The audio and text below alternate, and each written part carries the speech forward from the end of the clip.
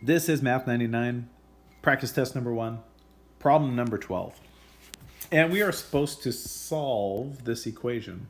So figure out what x value would make this work. So I notice I have x's in a couple places. I notice I have some division going on, some fractions. So I'm going to rewrite this so I don't have any fractions, just to make it easier on myself.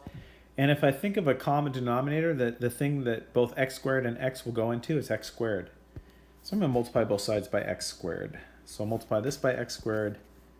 Multiply this by x squared. And you can think of it as x squared over 1, if that helps. I'm going to be really explicit about my steps, so you might do it in fewer steps, which is great if you do. But I just want to show what's going on. This x squared gets distributed to both of those. So I'd have x squared times 1, that's just x squared, minus x squared times 3x. And then over here, my x squareds divide out. Negative 2 over 1 is negative 2. So notice what happens here with this term right here. I have an x in the denominator and an x squared in the top. This is like x times x.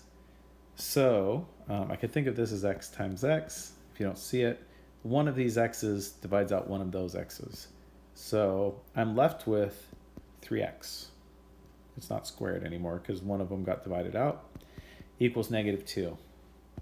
Great. Now here I have a quadratic. I'm going to get it equal to 0. So add 2 to both sides and then try and factor it. So add 2.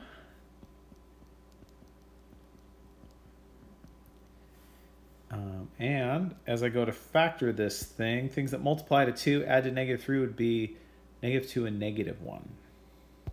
So x minus 2, x minus 1 equals 0.